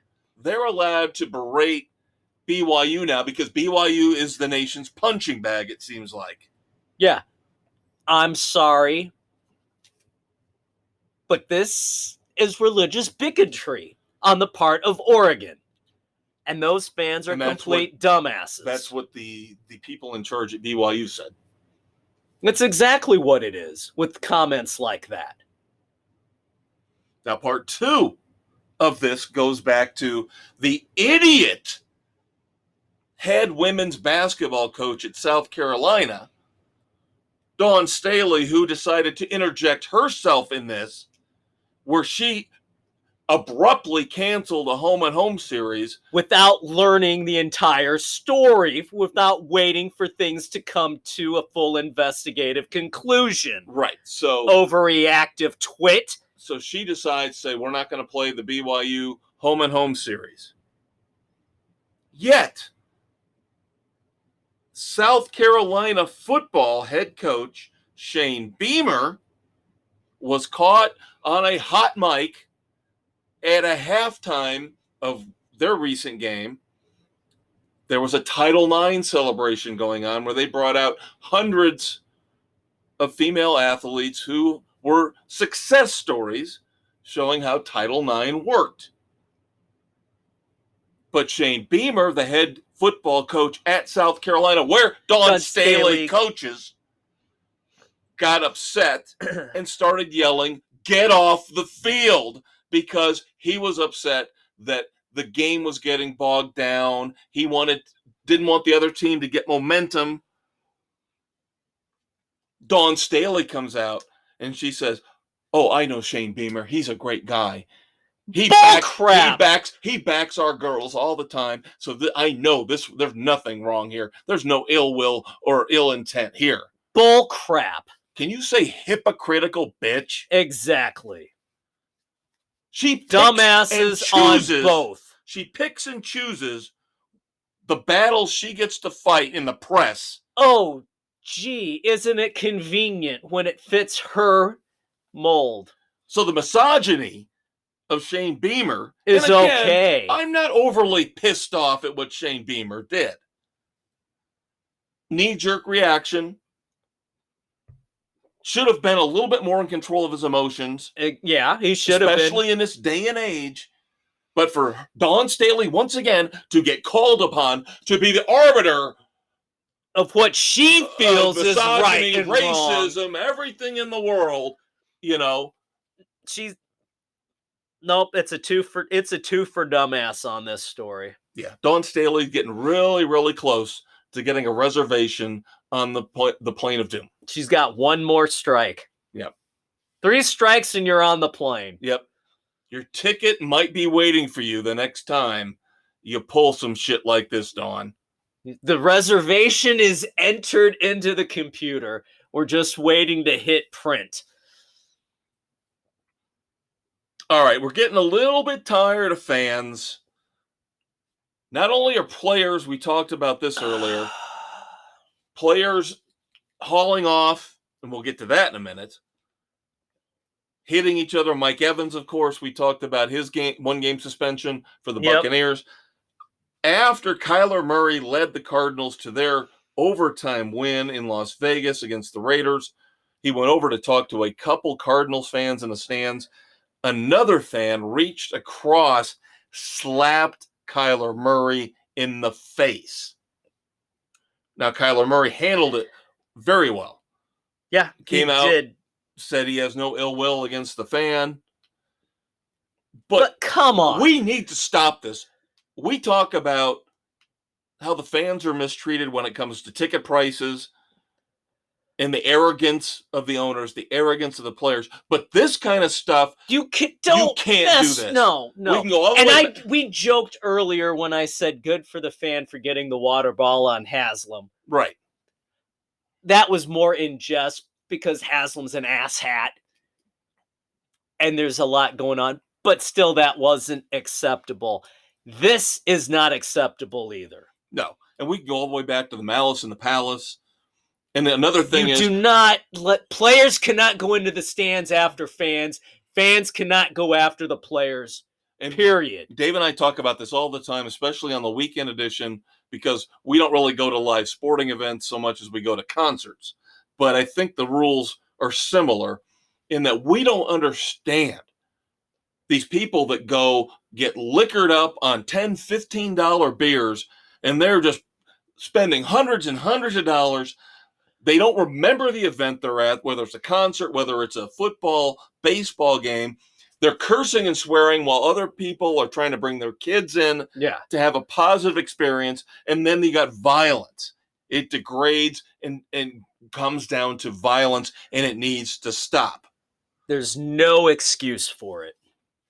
And I am, for one, I don't want them to stop selling alcohol. I don't think that's the answer. I think the answer is personal responsibility. People need to not be assholes. How about everybody else around this asshole say, we're going to be waiting for you in the parking lot, buddy, because you're ruining it for all of us by pulling shit like this. Yeah. We need to, as fans, start saying the buck stops here. We're going to hold each other accountable for awful, terrible behavior. The most Dave and I have ever done is we went to a Notre Dame-Tennessee game and we're screaming at Tennessee fans about we were 3 sections away. We were yelling for Fulmer to get off the field because he was 10 yards onto the playing field almost the entire damn game. And these Tennessee fans were giving us crap. That's it. That's the worst that Dave and I have ever done. And believe me, there are other times at concerts we could have done far worse. But we're responsible. Yep. How about you guys look at us as role models? You got to know how to handle situations. All right, moving on. More violence in football. Bills offensive lineman Bobby Hart gets suspended 1 game for trying to throw a punch after the Titans-Bills game, trying to throw a punch at a Titans player and hits a Titans coach. 1 game is not enough for this one. This is worse than Mike Evans. This is worse than Mike Evans. That was a heat of the moment decision.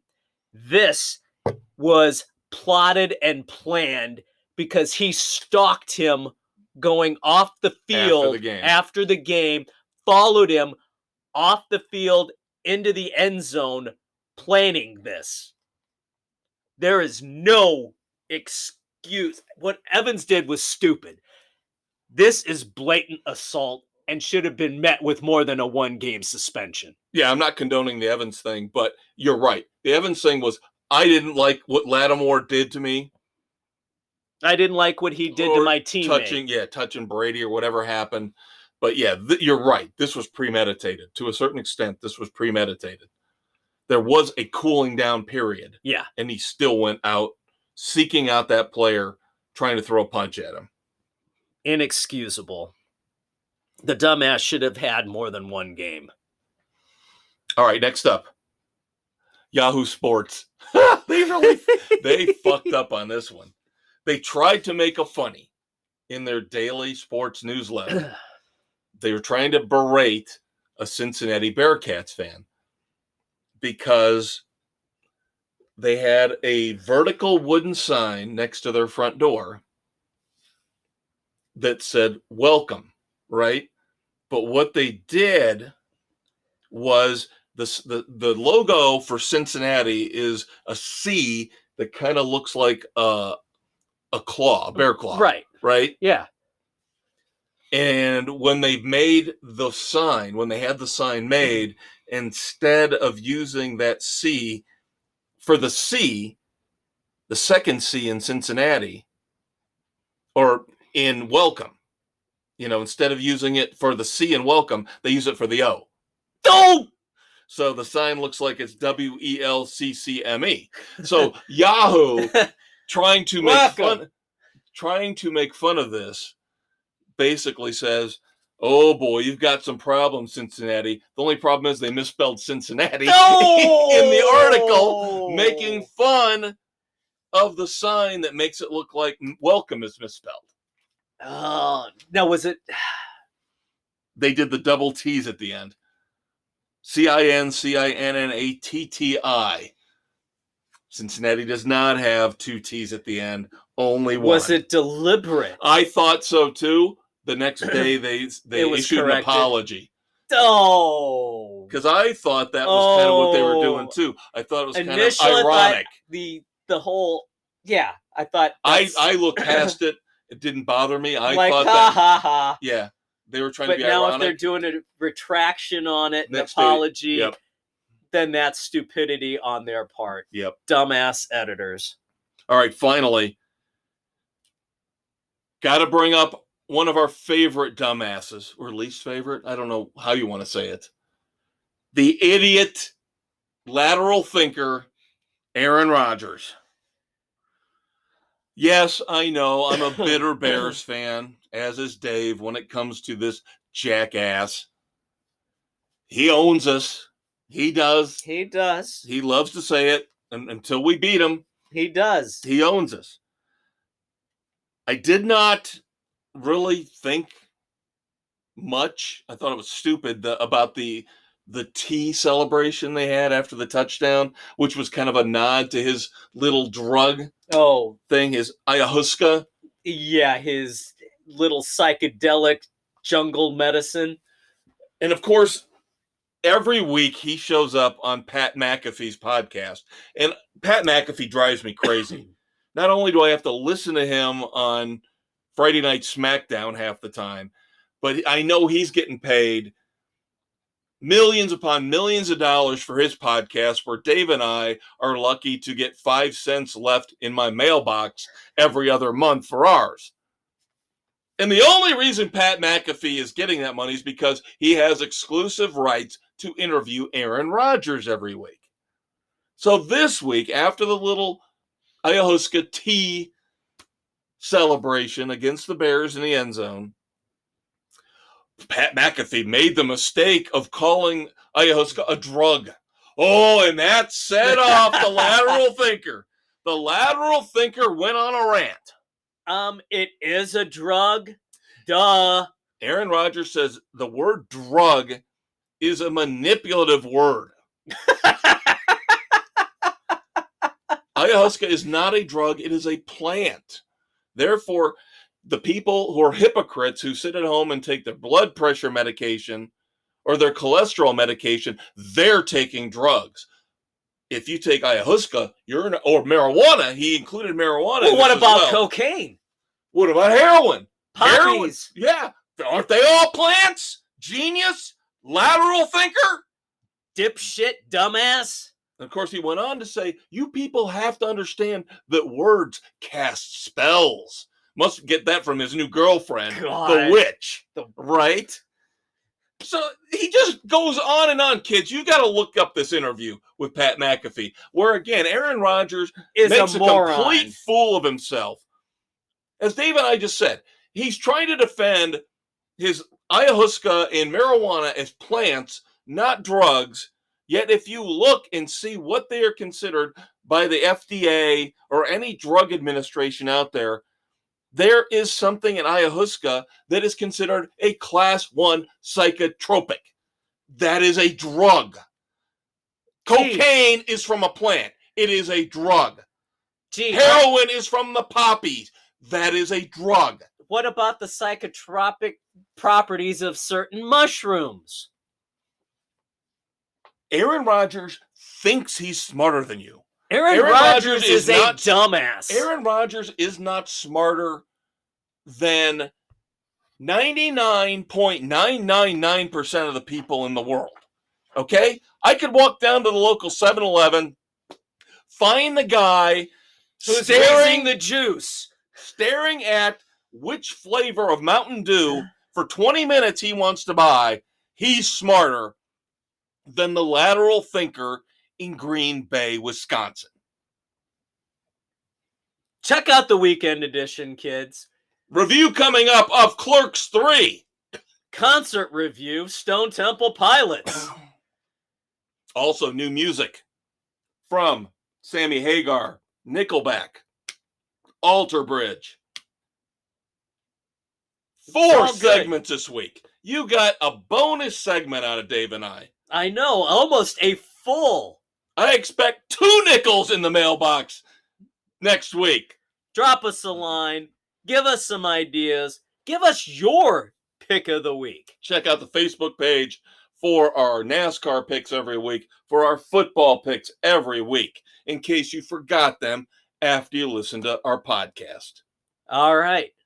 He's the maestro. He is a conquistador. We'll talk to you next week, kids.